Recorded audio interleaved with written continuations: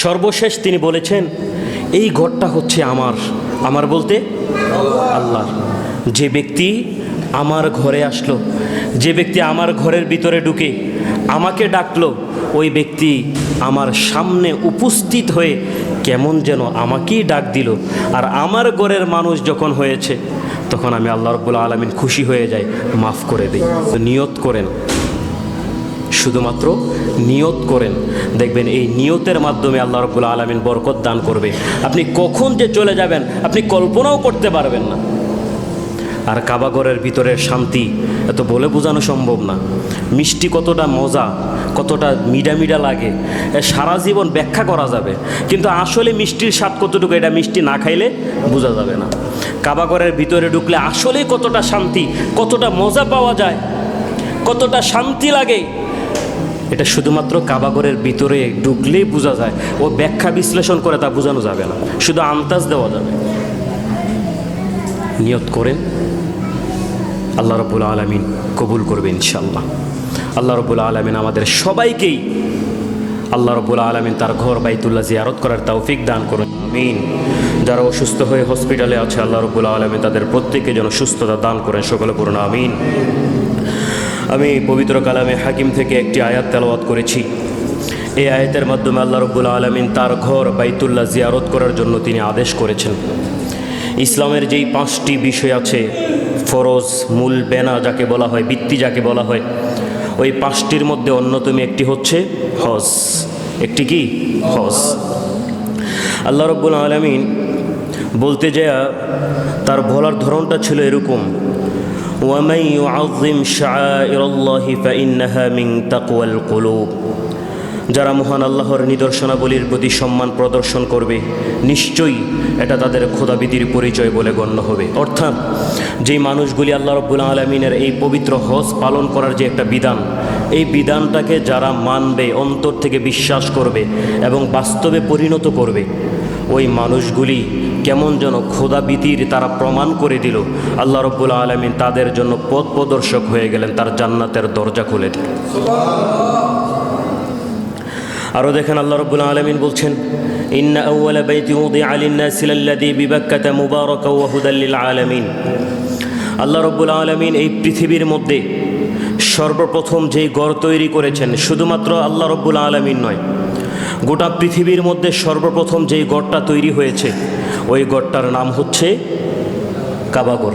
ওই ঘরটার নাম কি? কাবাঘর। আর এই কাবাঘর যেই জায়গার মধ্যে স্থাপন করা হয়েছে, যেই জায়গাটার উপরে কাবাঘরটা নির্মাণ করা হয়েছে, এই জায়গাটা হচ্ছে পৃথিবীর একেবারে মধ্যম স্তর, একেবারে মধ্যম স্তর। এই কাবাঘর থেকে আপনি ডানে যতটুকু মাপবেন, বামে ততটুকু পাবেন, সামনে যতটুকু মাপবেন, পিছনে ততটুকু পাবেন। এটা আমি বলি নাই, এটা কে বলছেন?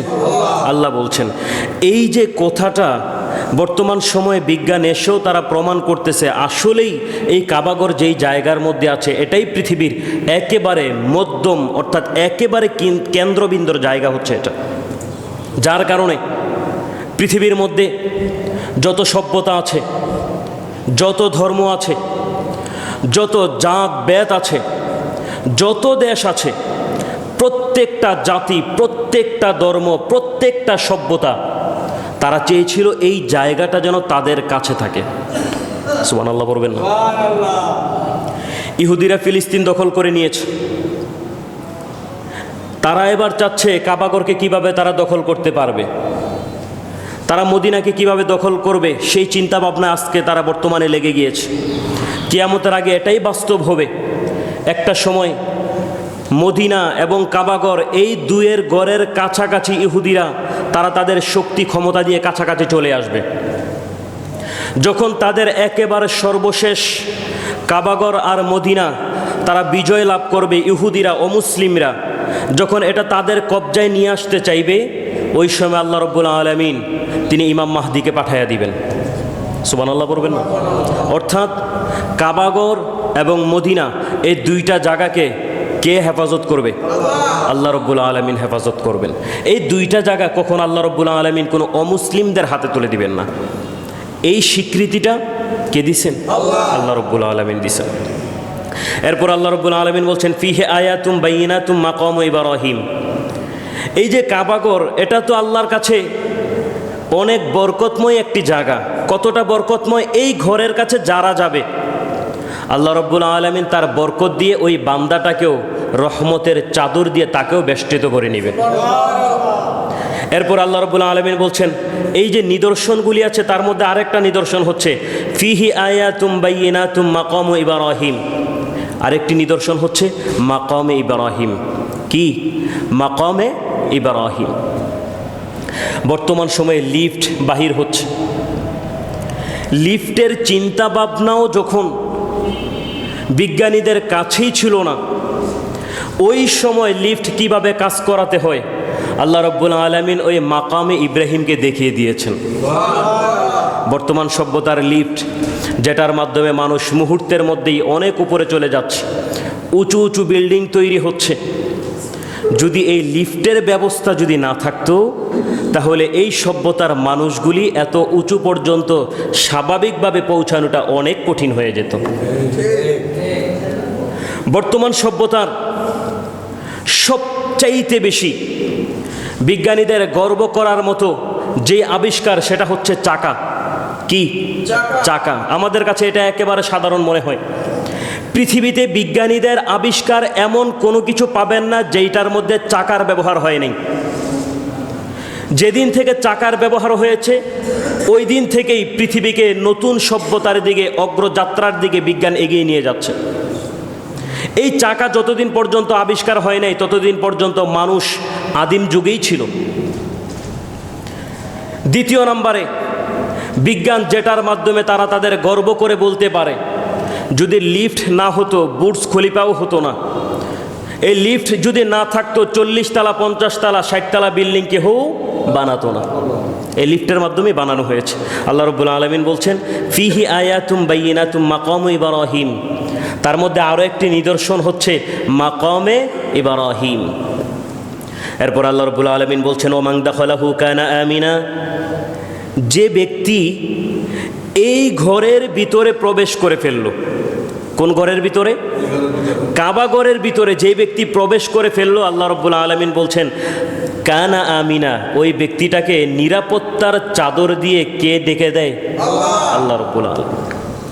মনে রাখবেন, কাবা ঘরের ভিতরে যেই এরিয়া আছে ওই এরিয়ার ভিতরে একজন শত্রু আরেকজন শত্রুকে সামনে পেলেও তাকে আঘাত করতে পারবে না, ধরতেও পারবে না। যদি কেহ দৌড়ে, যদি কেহ আঘাত করে তা তো পরের কথা, একটা মাছি একটা মশাও যদি কাবাঘরের ভিতরে ঢুকে কেহ যদি মারে তার জন্য দম দিতে হয়। কেন? ওমান দাখালাহু কানা আমিন। এই কাবাঘরের জায়গাটা আল্লাহ রাব্বুল আলামিন তিনি নিরাপত্তা দিয়েছেন। এই নিরাপত্তার জায়গাটা তিনি নিজেই রক্ষা করবেন, যার কারণে ওই ঘরের ভিতরে কোনো মুসলমান, কোনো ইমানদার ব্যক্তি কারো উপরে কোনো আঘাত করতে পারবে না, কোনো প্রাণীকেও মারতে পারবে না। যেই প্রাণীটা একেবারে যদি সেটা মশাও হয়, ওই মশাটাও যখন এই কাবাঘরের ভিতরে ঢুকে গেল সেও নিরাপত্তার চাদরের ভিতরে ঢুকে গেল।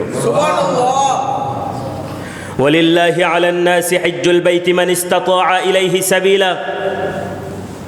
আল্লাহ রাব্বুল আলামিন বলছেন যারা সক্ষম, যাদেরকে আল্লাহ রাব্বুল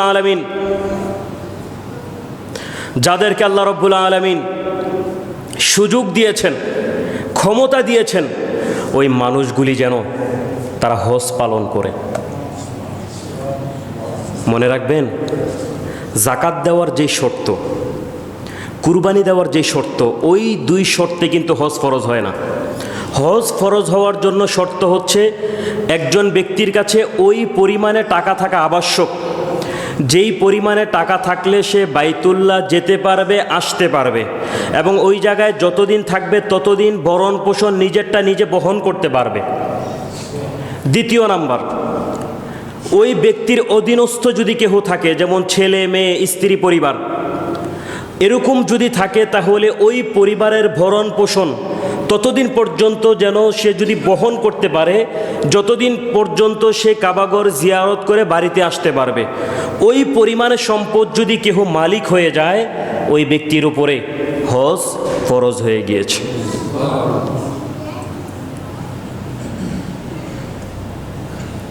ওয়ামান কাফারা ফাইন্নাল্লাহা গনিয়্যুন আনিল আলামিন। আর যে ব্যক্তি এই হজ পালন করলো না, ওই ব্যক্তিটাকে আল্লাহ রাব্বুল আলামিন একটা আগে হাদিস শোনাই।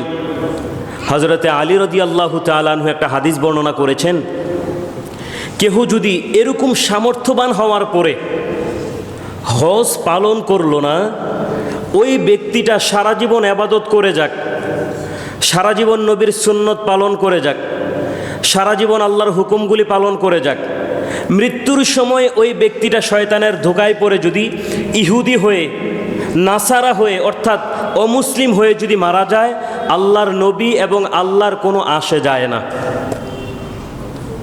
নাউজুবিল্লাহ পড়বেন না। তার মানেটা কি দাঁড়ায়? যে ব্যক্তিটা সারা বছর ইবাদত করে গেল, সারা জীবন ইবাদত করে গেল, মৃত্যুর আগে শয়তানের কুমন্ত্রণায় পড়ে ব্যক্তিটা যখন আল্লাহর রাস্তা থেকে সরে যাচ্ছে, শুধুমাত্র আল্লাহর একটা ফরজ বিধান হজ পালন না করার কারণে, ওই ব্যক্তিটার জন্য আল্লাহর পক্ষ থেকে, নবীর পক্ষ থেকে, আল্লাহর পক্ষ থেকে কোনো দয়া, নবীর পক্ষ থেকে কোনো দয়া ওই বান্দার উপরে আর থাকে না। আর যে ব্যক্তিটা অমুসলিম হয়ে মারা গেল, ওই ব্যক্তিটার ব্যাপারে কোনো সুপারিশও হবে না।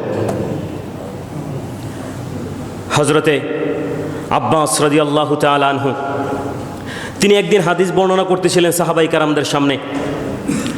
যে ব্যক্তিকে আল্লাহ রাব্বুল আলামিন হজ পালন করার সুযোগ দিয়েছেন এবং যাকাত দেওয়ার মতো সুযোগ আল্লাহ রাব্বুল আলামিন দান করেছেন, ওই ব্যক্তিটা যাকাতও দিল না, হজও পালন করলো না, ওই ব্যক্তিটার সামনে যখন মালাকুল মাউত হাজির হয়ে যায়, তখন ওই মানুষটা বলে, ওয়া আনফিকু মিম্মা রাযাকনাকুম মিন ক্বাবলি আইয়াতিয়া আহাদাকুমুল মাউত ফায়াকুল রাব্বি লাউলা আখরতানি ইলা আজালিন করিবিন ফাআসাদদাক ওয়া আকুম মিনাস সালিহিন। ওই ব্যক্তিটা তখন বলতে থাকে, আল্লাহ আমাকে আরও কিছুদিন সময় দেন, আমাকে আর সামান্য কিছু অবকাশ দিন, আমি যেই কাজগুলি করি নাই, হজটা যে আমি পালন করি নাই, আপনি আমাকে সুযোগ দেন, এই হজটা আমি পালন করব।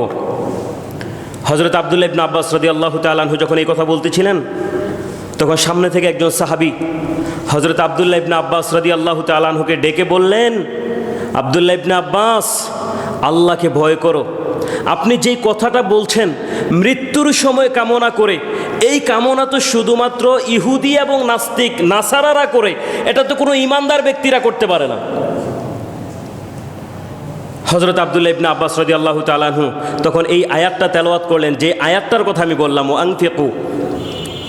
তখন হযরত আব্দুল্লাহ ইবনে আব্বাস রাদিয়াল্লাহু তাআলা আনহু তিনি বুঝাতে চাইলেন, ব্যক্তির উপরে যখন হজ ফরজ হয়ে গেল, যাকাত ফরজ হয়ে গেল, ওই ব্যক্তিটা তখন থেকেই যেন নিয়ত করে নেয় আল্লাহ রাব্বুল আলামিনের এই আদেশ বিধানগুলি তিনি পালন করবেন। যদি তার হায়াতে না থাকে, যদি সুযোগ না থাকে, অসুস্থতার কারণে, কোনো বিপদের কারণে, তখন আল্লাহ রাব্বুল আলামিন ওই তার নিয়তের কারণে আল্লাহ রাব্বুল আলামিন তার জন্য একটা সহজ রাস্তা খুলে দিবেন। আল্লাহ রাব্বুল আলামিন, নবী করিম সাল্লাল্লাহু আলাইহি ওয়াসাল্লাম বলছেন, যারা হজ পালন করবে ওই মানুষগুলির একমাত্র প্রতিদান হচ্ছে আল্লাহর জান্নাত। আর একটু জোরে পড়বেন না। যে হজ পালন করলো তার প্রতিদান কি? শুধুমাত্র আল্লাহর জান্নাত, এছাড়া বিকল্প আর কোনো প্রতিদান নাই। নবী করিম সাল্লাল্লাহু আলাইহি ওয়াসাল্লাম যখন মদিনাতে ছিলেন, সাহাবায়ে কেরামরা যখন বাইতুল্লাহ জিয়ারত করার জন্য আসতেন, তখন নবী করিম সাল্লাল্লাহু আলাইহি ওয়াসাল্লাম ওই সমস্ত সাহাবায়ে কেরামদের কাছে তিনি নিজে দোয়া চাইতেন। হাদিসের মধ্যে আছে হযরতে ওমরে ফারুক রাদিয়াল্লাহু তাআলা আনহু তিনি তার কাছে দোয়া চেয়েছেন। নবীজি এই দোয়া চাওয়ার মাধ্যমে তিনি আমাদেরকে শিক্ষা দিতে চাইলেন, কেহ যখন হজ করার জন্য তোমাদের জায়গা থেকে বাহির হয়, তখন তোমরা তার কাছে দোয়া চাও, কারণ এই ব্যক্তির দোয়া যদি অন্য কোনো ব্যক্তির জন্য করে, আল্লাহ রাব্বুল আলামিন সাথে সাথে কবুল করে নেয়। যারা হজ করতে যায় তাদের কাছে আমরা দোয়া চাবো, তাদের দোয়া আল্লাহ রাব্বুল আলামিন আমাদের জন্য কবুল করবেন। নবী করিম সাল্লাল্লাহু আলাইহি ওয়াসাল্লাম তিনি আরও বলছেন, যে ব্যক্তিটা হজ করার জন্য বাড়ি থেকে বাহির হয়ে গেল, শুধুমাত্র বাড়ি থেকে বাহির হয়েছে, কাবা ঘরে পৌঁছাতে পারে নাই, তার উদ্দেশ্য ছিল হজ পালন করবে, ব্যক্তিটা পথিমধ্যে মারা গিয়েছে, আল্লাহ রাব্বুল আলামিন ওই ব্যক্তিটাকে শহীদি মৃত্যু দান করবেন। কি মৃত্যু? শহীদি মৃত্যু দান করবেন। যদিও ব্যক্তিটা এখনও কাবা ঘরে যায় নাই, এখনও হজ পালন করে নাই, শুধুমাত্র নিয়ত নিয়ে ঘর থেকে বাহির হওয়ার কারণে আল্লাহ রাব্বুল আলামিন তার আমল নামায় এই সওয়াবটা দান করবেন। দেখেন, কয়েকটি কথা বলি। হাজি সাহেব, হাজি সাহেব এই শব্দটা শুধুমাত্র যারা হজ পালন করে, হজ কোনটা? নির্দিষ্ট সময়ে, নির্দিষ্ট নিয়মে, নির্দিষ্ট জায়গায় হজ পালন করাকে যেই কাজগুলি করা হয় ওটাকেই হজ বলা হয়। নির্দিষ্ট সময় কোনটা? জিলহজ মাসের মধ্যে যেই হজগুলি পালন করা হয়, বর্তমানে যে হাজি সাহেবরা যাচ্ছেন ওটাকেই হজ বলা হয়। আর এই হজ যিনি পালন করবেন তাকেই হাজি সাহেব বলা হয়। উমরা পালন করে হাজি সাহেব হওয়া যায় না। আমার এই কথাটা হয়তো অনেকের কাছে খারাপ লাগবে, বাস্তব কথা এটাই। উমরা পালন করলে কেহ হাজি সাহেব হয় না। আর কেহ উমরা পালন করে এসে যদি হাজি সাহেব নিজের নামের সাথে লাগায়, তাহলে কেমন যেন বোঝা যায় ওই ব্যক্তি আসলে আল্লাহর ঘরে কোনো আবাদত করার জন্য যায় নাই, নিজের নামের আগে একটা হাজি সাহেব লাগানোর জন্য গেছে। তো সেই উদ্দেশ্যে যদি হাজি সাহেব হয়,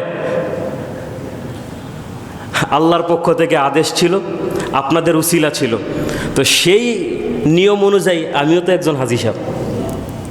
কই আজ পর্যন্ত কেউ তো আমার হাজি সাহেব আর বললেন না। উমরা পালন করলে কেউ হাজি সাহেব হয় না।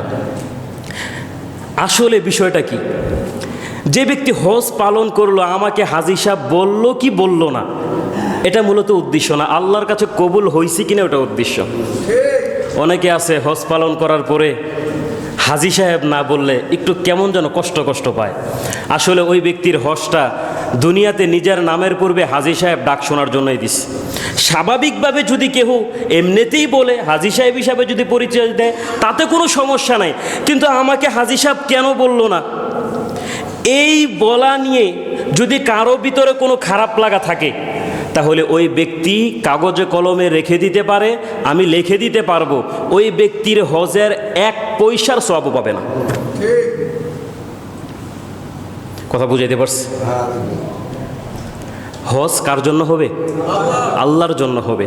মানুষ আমাকে বলল কি না বলল এত তো দেখার তো কোনো বিষয় না। আল্লাহ আমাকে বলছে কি না ওটা হচ্ছে বান্দাদের দেখার বিষয়। পৃথিবীর কেউই বলল না। আল্লাহ যদি বলে বান্দা আমি দেখেছি তুই আমার ঘরে চতুর্দিকে ঘুরেছিস, আমি তোর ডাকগুলি শুনেছি, আল্লাহ যদি শুধুমাত্র বান্দাকে এই কথা বলে আর পৃথিবীর কেউ যদি তাকে না বলে, আমার আল্লাহর বলাটাই যথেষ্ট। নবী করিম সাল্লাল্লাহু আলাইহি ওয়াসাল্লাম বলেন, যে ব্যক্তি কাবা ঘরের চতুর্দিকে ঘুরে আল্লাহ রাব্বুল আলামিন তার রহমতের ফেরেশতাদেরকে নিয়ে ওই বান্দাদের দিকে তাকায়া থাকে। বান্দা যখন শরীরের মধ্যে সাদা কাপড় দিয়ে চতুর্দিকে ঘুরে আর বলে লাব্বাইক লাব্বাইক, তখন আল্লাহ বলে বান্দা ওই যে নিজের দেশে যখন ছিলি তখন তো আমাকে ডাকস নাই, কত বাহাদুরি ছিল, কত অহংকার ছিল, আমার কত আদেশ অমান্য করেছো, আজকে বান্দা এগুলি কোথায়? তোমার দামি গাড়ি কোথায়? তোমার দামি বাড়ি কোথায়? তোমার দামি পোশাক কোথায়?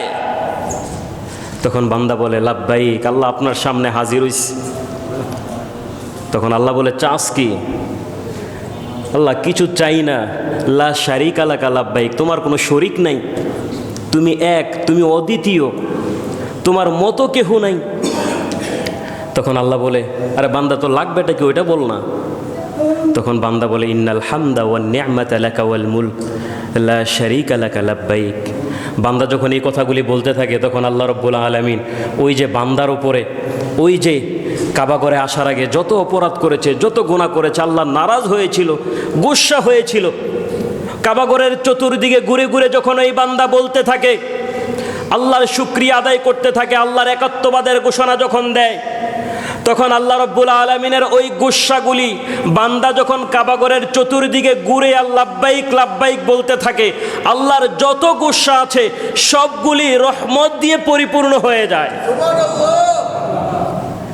বান্দা যখন শুকরিয়া আদায় করে ফেলে তখন আল্লাহ রাব্বুল আলামিন বলে বান্দা এবার বলতো লাগবে কি? তখন বান্দা বলে রব্বানা যালামনা আনফুসানা ওয়া ইল্লাম তাগফির লানা ওয়া তারহামনা লানাকুনান্না মিনাল খাসিরিন।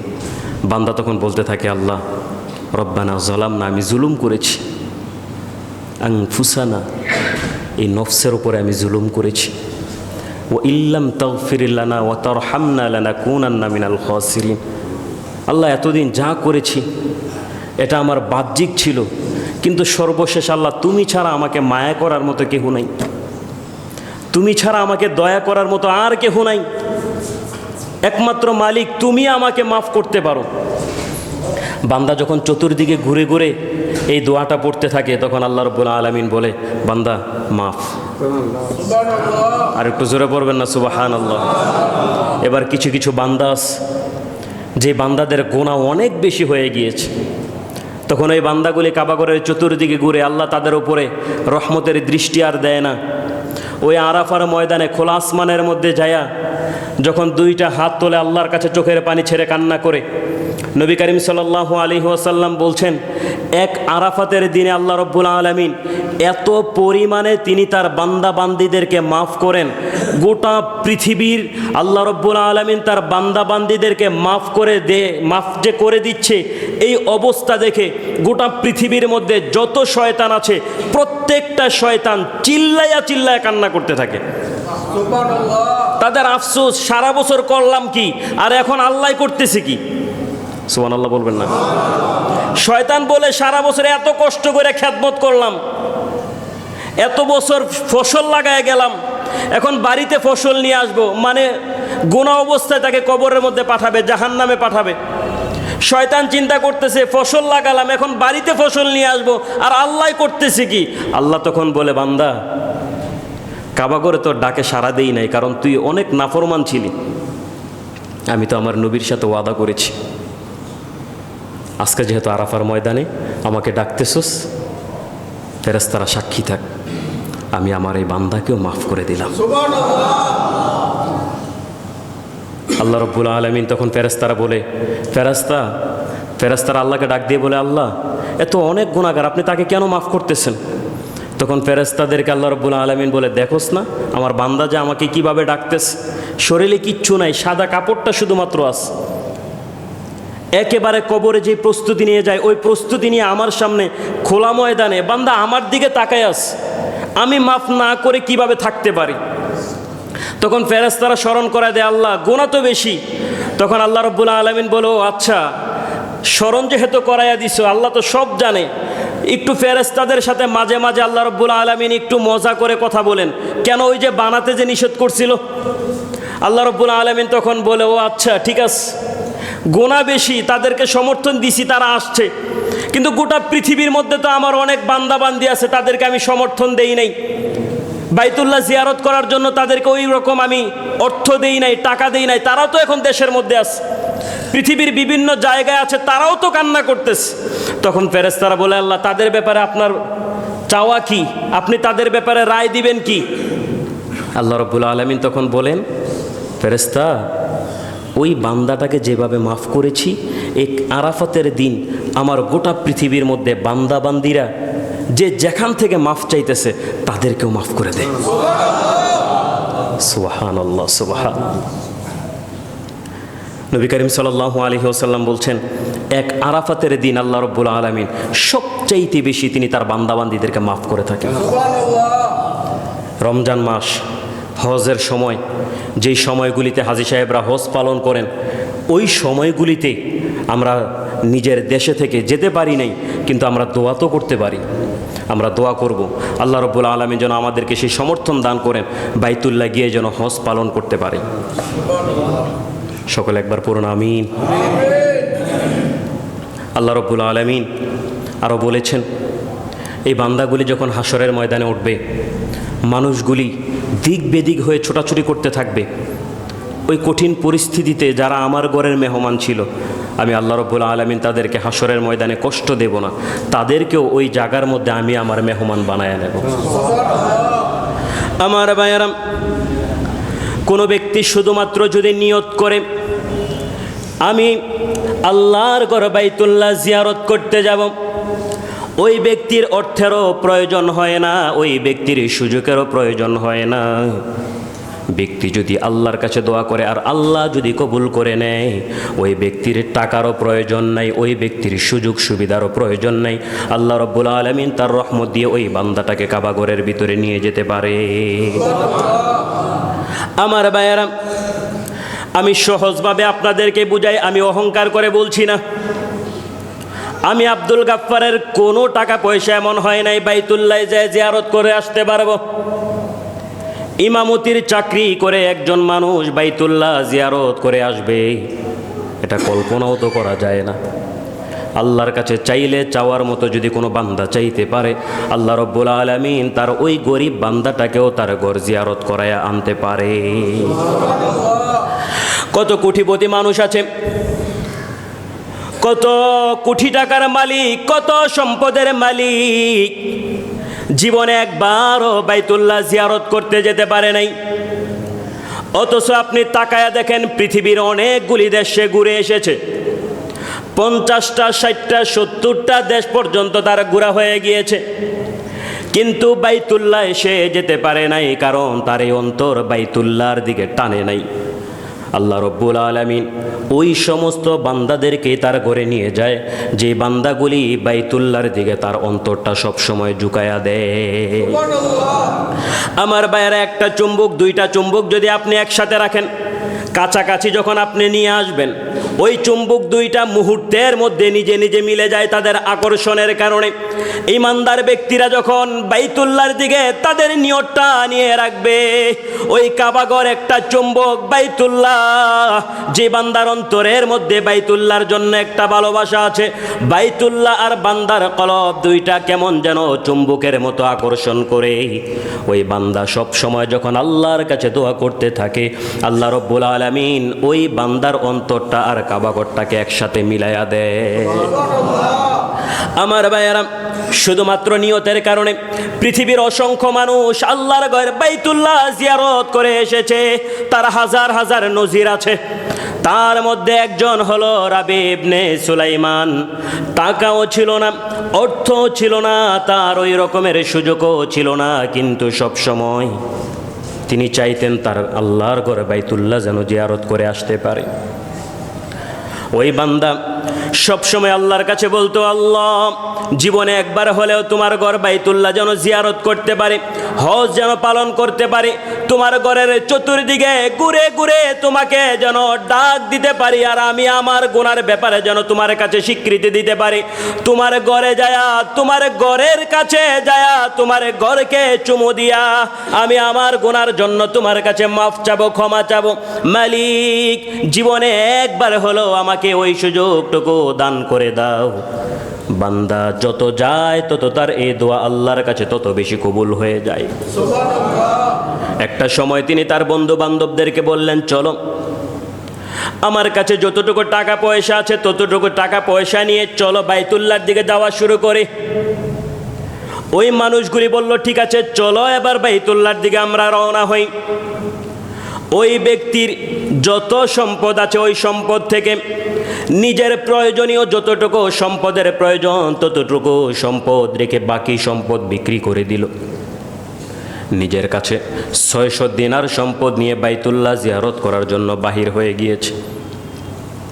পথিমধ্যে যায় একটা বাজারের মধ্যে সবাই থামলো। এবার বলা হলো, শোনো, আমরা তো বাইতুল্লাহ জিয়ারত করতে যাব, এখান থেকে অনেক দূরে যেতে হবে, মাঝখানে কোনো বাজার নাই, আমাদের খাবারের ব্যবস্থা করার মতো কোনো জায়গাও নাই, হোটেলের ব্যবস্থাও নাই।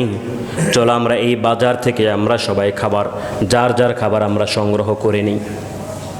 সবাই সবার মতো বাজারের মধ্যে খাবার সংগ্রহ করার জন্য উঠে পড়ে লেগে গেল। রাবি ইবনে সুলাইমান তিনিও বাজারের মধ্যে কেনাকাটা করার জন্য তিনি বাজারের মধ্যে ঢুকবেন। এমন সময় তিনি তাকায়া দেখলেন একজন নারী, শরীরে বোরকা দিয়ে শরীরটা আবৃত করা, হাত পায়ে মৌজা, একটা মরা ওট, ওই ওটটাকে কেটে ওই জায়গা থেকে গোস্তটা একটা কাগজের মধ্যে ঢুকাচ্ছে। রাবি ইবনে সুলাইমান তিনি চিন্তা করলেন, এই ব্যক্তিটা মনে হয় মুসলমানদের মধ্যে ফাসাদ তৈরি করতে চায়। এবার তিনি চিন্তা করলেন, সাথে সাথে তাকে না ধরে দেখি সে এই গোস্ত কোথায় নিয়ে যায়। রাবি ইবনে সুলাইমান তিনি চিন্তা করলেন এই গোস্তটা বাজারে যায় মনে হয় মুসলমানদের কাছে বিক্রি করবে। তিনি তার পিছনে পিছনে হাঁটা শুরু করলেন। তিনি তাকায়া দেখলেন একজন মহিলা যেই গোস্ত উটমরা গোস্তগুলি নিজের ব্যাগের মধ্যে নিয়েছিল, ওই গোস্তগুলি নিয়ে নিজের বাড়ির মধ্যে ঢুকলো। রাবি ইবনে সুলাইমান ওই ঘরের দরজার সামনে যায় তিনি দাঁড়ায়া আওয়াজ শুনতে পাইলেন ওই ঘর থেকে 3টা বাচ্চা কেমন যেন কোরআন তেলাওয়াত করতেছে। রাবি ইবনে সুলাইমান তার মাথার মধ্যে মগজের মধ্যে ঢুকে গেল, কেমন মুসলমানের ঘরে আসলাম, অথচ মৃত প্রাণীর গোস্ত খাওয়া তো হারাম। এই গোস্ত নিয়ে ঘরের মধ্যে ঢুকলো, আমার মনে হয় এই বাচ্চাগুলি কোরআন শিক্ষা দেওয়া হচ্ছে এবং সাথে সাথে তাদের ভিতরে ফিতনা তৈরি করে দেওয়া হচ্ছে। রাবি ইবনে সুলাইমান ওই মহিলাকে ডাকলেন এবং তার কাছে জানতে চাইলেন, তোমাকে তো দেখা যায় তুমি ইসলাম ধর্ম গ্রহণ করেছো, কিন্তু মরা প্রাণীর গোস্ত খাওয়া এটা যে নিষেধ, তুমি কি এটা জানো নাকি? ওই মহিলা বলল, আমরা হচ্ছি নবীর আওলাদ, আমরা মানুষদের কাছ থেকে সদকা নিতে পারি না। নবীর বংশধর যারা হয়, নবীর পরিবারের আওলাদ যারা হয়, তারা কোনোদিন কারো কাছ থেকে সদকা গ্রহণ করতে পারে না। আমার নবী জীবনে কোনোদিন সদকা গ্রহণ করেন না। ওই চিন্তা ভাবনা করে আমি বাজার থেকে মরা গোস্ত নিয়ে তাদের কাছে এনেছি। আর যাদের জীবন চলে যায় এমন কঠিন মুসিবতের সময়ও মরা প্রাণীর গোস্ত খাওয়া আল্লাহ হালাল করে দিয়েছেন। রাবি ইবনে সুলাইমান এটা শোনা মাত্রই তার চোখ দিয়ে পানি পড়া শুরু হয়েছে। এতদিন পর্যন্ত নিজের ব্যাপারে আফসোস করতাম, কেন টাকা পয়সার মালিক হই নাই, আল্লাহ কেন ধনী বানায় নাই, অথচ তার অবস্থা দেখে আমি আমার নিজের ব্যাপারে শুকরিয়া আদায় করতে পারি। রাবি ইবনে সুলাইমান তিনি যখন শুনলেন নবীর বংশধর, নবীর আওলাদ না খেয়ে এই জায়গার মধ্যে আছে, রাবি ইবনে সুলাইমান তিনি চিন্তা করলেন নবীর আওলাদ যারা দুনিয়ার মধ্যে তারা খাবারের অভাবে মরা প্রাণীর গোস্তগুলি ভক্ষণ করতেছে, আর আমি কাবাঘরে যায় কাবাঘর জিয়ারত করার পরে নবীর রওজা শরীফের সামনে যায় নবীকে সালাম দিব কোন মুখ নিয়ে, কোন চেহারা নিয়ে?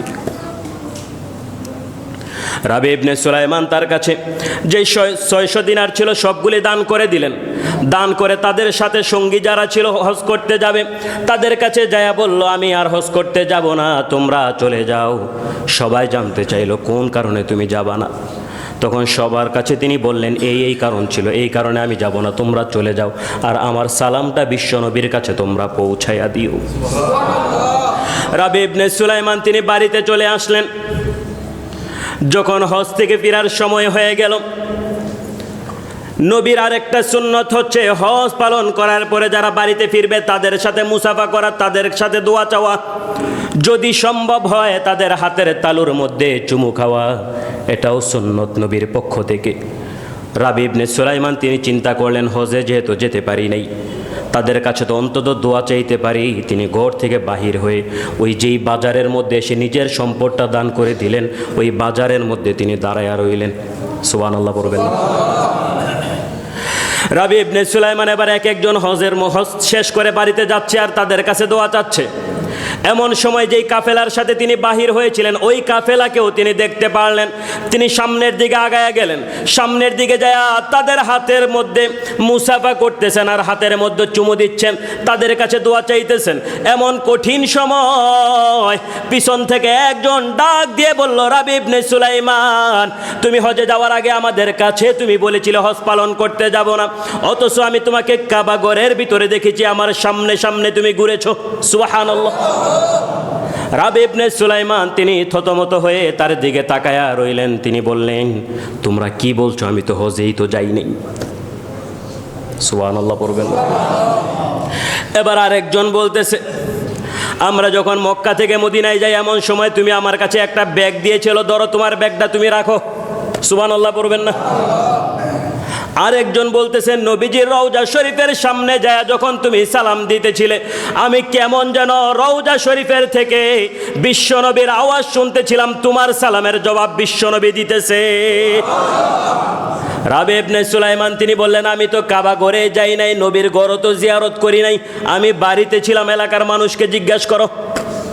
সুবহানাল্লাহ পড়বেন না? সবাই এবার এলাকার মানুষদের কাছে যায় জানতে চাইল রাবি ইবনে সুলাইমান সে কি হজে যায় নাই? সবাই বলল না, হজে যায় নাই, বাড়িতেই ছিল। এবার যারা বাড়িতে আছে তাকে এবার মিথ্যা, তার উপরে অপবাদ চাপায়া দিল। যারা হজে গেল তারাও তার উপরে মিথ্যা চাপায়া দিল। দুই দলের কাছেই তিনি খারাপ হয়ে গেলেন।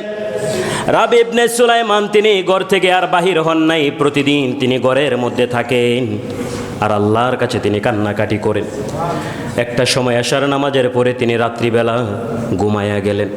স্বপ্নের মধ্যে কে যেন তাকে পিছন থেকে ডাক দিয়ে বলতেছে, রাবি ইবনে সুলাইমান, এত চিন্তা করার কোনো কারণ নাই। রাবি ইবনে সুলাইমান ওই স্বপ্নের দিকে, পিছনের দিকে তাকায়া দেখলেন তাকে যিনি ডাক দিয়ে বলতেছেন তিনি হলেন বিশ্বনবী মুহাম্মদুর রাসূলুল্লাহ। বিশ্বনবী মুহাম্মদুর রাসূলুল্লাহ সাল্লাল্লাহু আলাইহি ওয়াসাল্লামকে দেখা মাত্রই রাবি ইবনে সুলাইমান তিনি তার মনের কথাগুলি নবীর কাছে বললেন, ইয়া রাসূলুল্লাহ, আমি আমার গ্রামের মানুষের কাছেও খারাপ হয়ে গেলাম, আমি আমার কাফেলার মানুষের কাছেও খারাপ হয়ে গেলাম, আমাকে কেউই বিশ্বাস করতে চায় না, আমি কোথায় যাব, কি করব? বিশ্বনবী রাবি ইবনে সুলাইমানকে ডাক দিয়ে বললেন, রাবি ইবনে সুলাইমান, হজে যাওয়ার সময় আমার বংশের আওলাদের দুঃখ কষ্ট দেখে তুমি সহ্য করতে পারো নাই, আমার বংশের উপরে তুমি এতটা মায়া করেছো, এই খবর আমার কাছে এসেছে। আমি আল্লাহর কাছে দোয়া করেছি, ওই জায়গা থেকে আল্লাহ রব্বুল আলামিন তোমার মতো একজন হুবহু ফেরেশতা বানাইয়া হজের প্রত্যেকটা কাজ আল্লাহ রব্বুল আলামিন করায়া নিয়েছে। রাবি ইবনে সুলাইমান এবার তিনি বললেন, মানুষের কাছে আমি এটা বুঝাবো কি করে? বিশ্বনবী বললেন, রাবি ইবনে সুলাইমান, মানুষকে বোঝানোর কোনো কারণ নাই।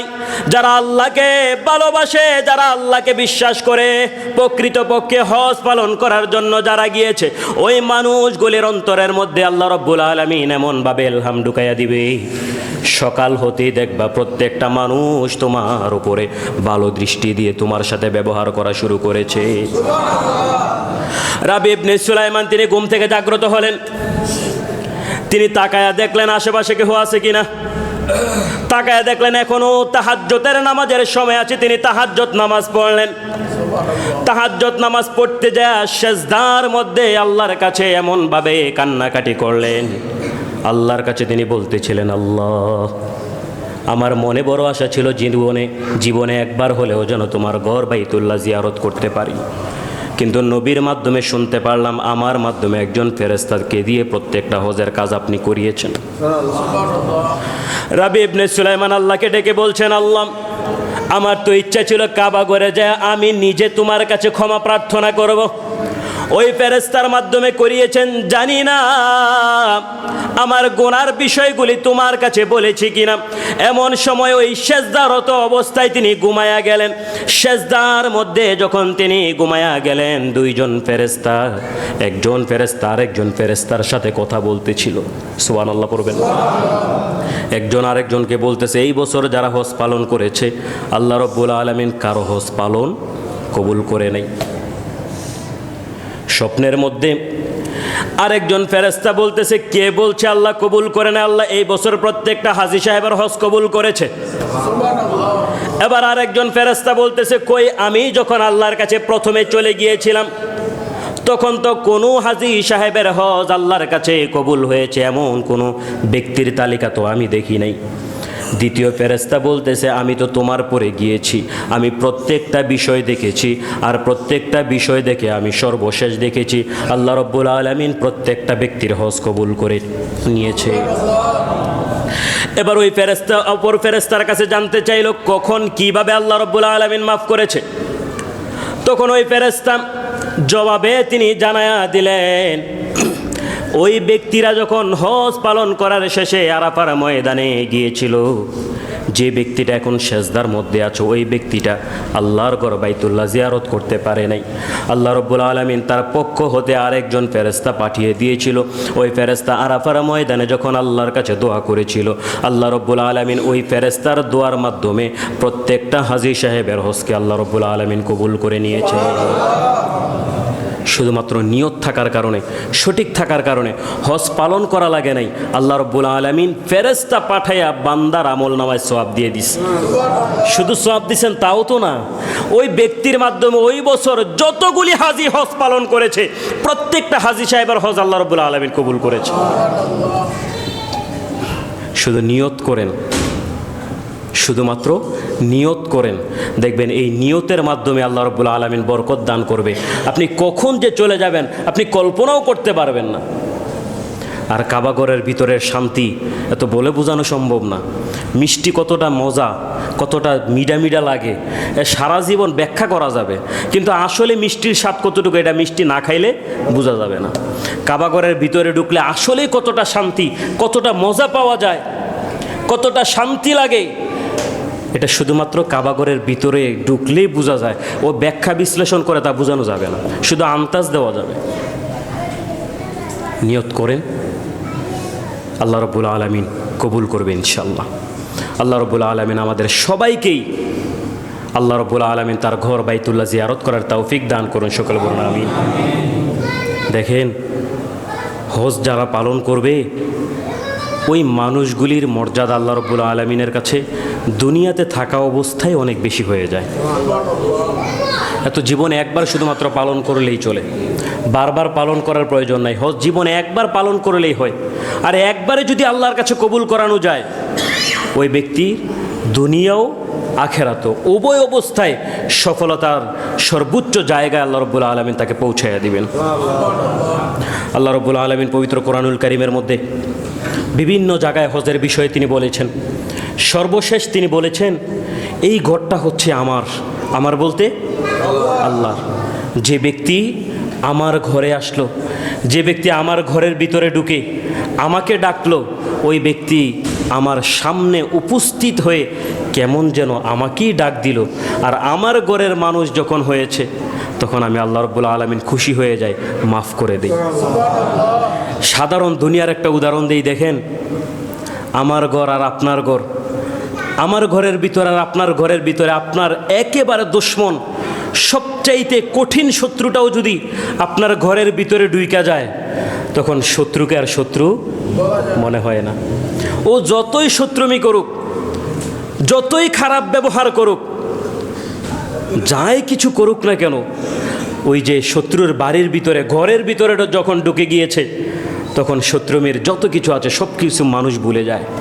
আর যদি খাবারের প্লেট নিয়ে বসে যায়, যত বড়ই শত্রু হোক, অন্তর যত বড়ই খারাপ হোক, যত নিকৃষ্টই হোক অন্তর, ওই ব্যক্তি চাবে না যে আমার ঘরের খারাপ খাবারটা দিয়ে তাকে খাবারটা খাওয়াই।